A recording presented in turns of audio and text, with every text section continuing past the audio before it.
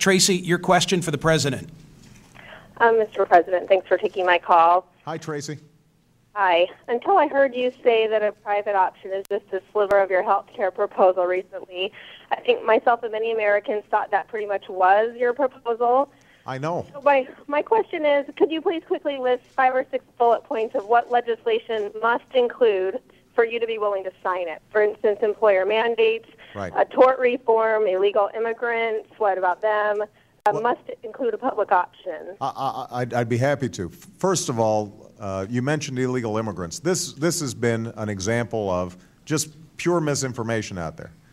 None of the bills that have been voted on in Congress and none of the proposals coming out of the White House propose giving coverage to illegal immigrants.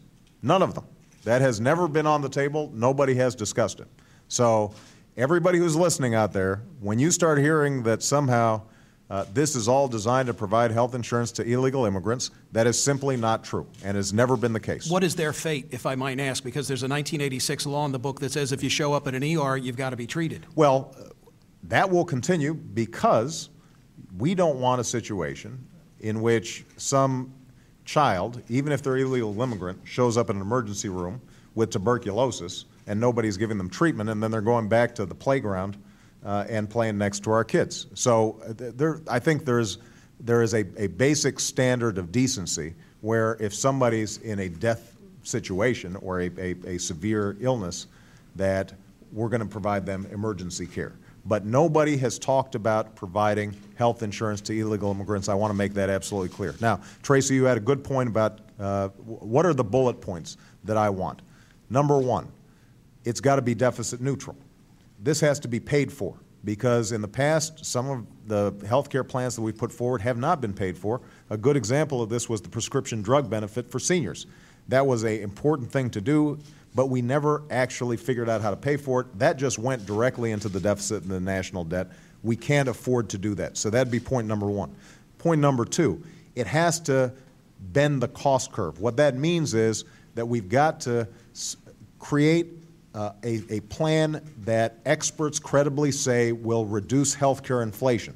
Because if all we're doing is adding more people, but we're not controlling costs, that will blow up the deficit over the long term, and it will blow up the burdens on individual families and businesses. We've got to get control of our costs. We spend $6,000 more than any other advanced country per person on health care. That's number two.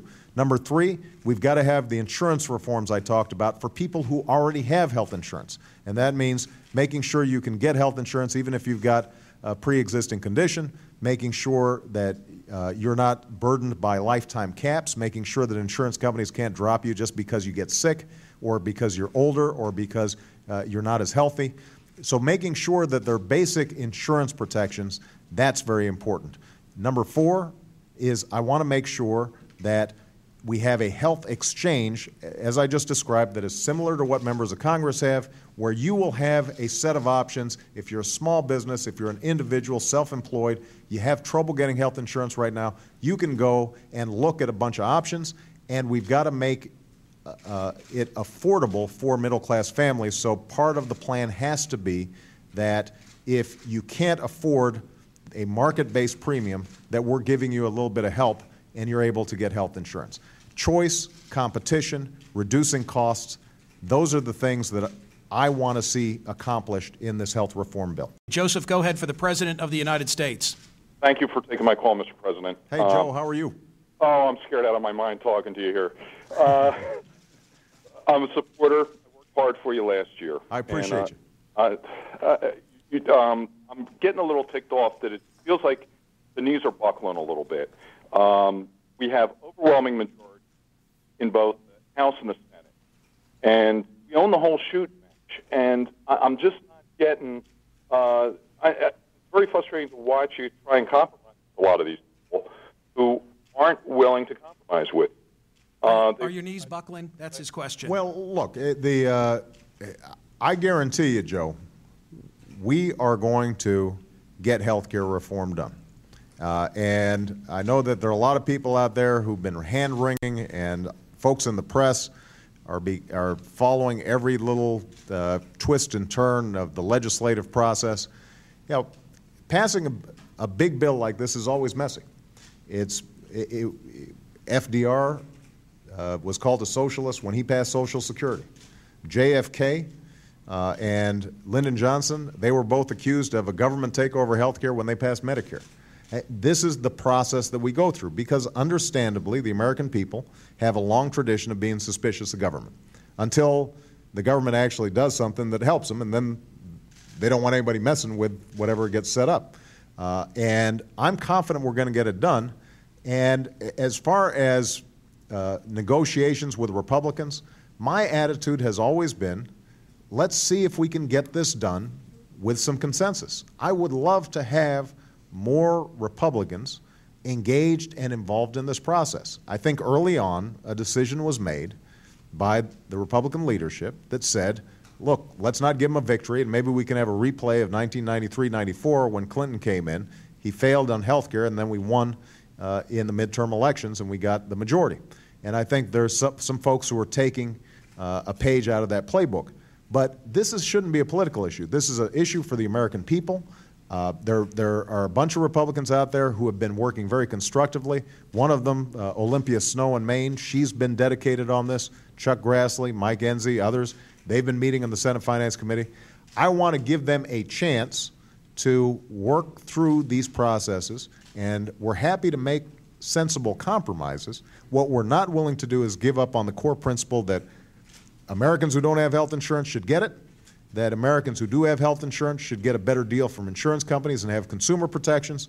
We've got to reduce health care inflation so that everybody can keep the health care that they have. That's going to be my priorities, and I think we can get it done. Susan, go ahead for the President of the United States. Yes, thank you very much, Mr. President, for talking to us directly about this important issue. Thank you, Susan. We all want reform. I guess it's really a matter of what the best solution is. And a lot of us feel that the federal government is just not equipped, or it's their role to be getting involved in delivering health care services. And we're very concerned that most of the money will actually go, instead of taking care of people, it will go to, the cost of administering a huge government bureaucracy. Why not do something more like giving incentives to the states? Like here in New York, we already have free health care for people who can't afford it.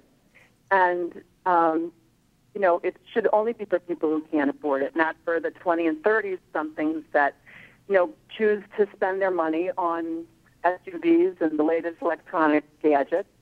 And it's not free because we all know that we're going to be paying for it, and it should be only for the people who can't really afford it. And we want to have our own health care decisions locally, and we don't want the federal government making those decisions for us. Is there a state solution here, Mr. President? Well, look, first of all, Susan, I think that it's important to understand that part of the health reform proposal that we've put forward would involve the states. The states, in some cases, would be empowered to expand Medicaid to cover more people, the same way that they've been able to cover more children under the Children's Health Insurance Program. So a sizable portion of the people who are currently uninsured would, in fact, be getting their insurance through the states. That's how the current Medicaid program is able to allow states to cover more people. Keep in mind that nobody's talking about the government administering all of health care. What we're talking about here is a public option that people could sign up for, but in that situation, they'd have to operate like any private insurer. They'd have to be collecting premiums and so forth. The track record for government administering health care actually is surprisingly good. Medicare, for example, a government program, has much lower administrative costs than private insurers do. Now, part of it is because they don't have, either somebody's qualified or they're not, and so signing them up is a lot more automatic. But that points to one of the big problems that we have. In private insurance, huge amounts of insurance companies are spending a lot of money and a lot of effort and a lot of staff just trying to cherry pick people who are healthy and sign them up and then eliminate people who are sick. And part of what we want to do here is just reform the system so that insurance companies are operating more fairly to all people. If you're young, actually, it's easier to get health insurance these days. The really tough population are folks who are from 50 to 64. Maybe they just got laid off. Maybe they're self-employed. They have a whale of a time trying to buy health insurance, and we want to make sure that there is a market for them. The last point that I would make is that you mentioned the fact that a lot of young people opt out. One of the things that we would do under reform is to say, if you want, you can stay on your health insurance or your parents' health insurance up to the age of 26. That would cover a lot of young people who they fall in that gap. Their first job does not necessarily offer them insurance.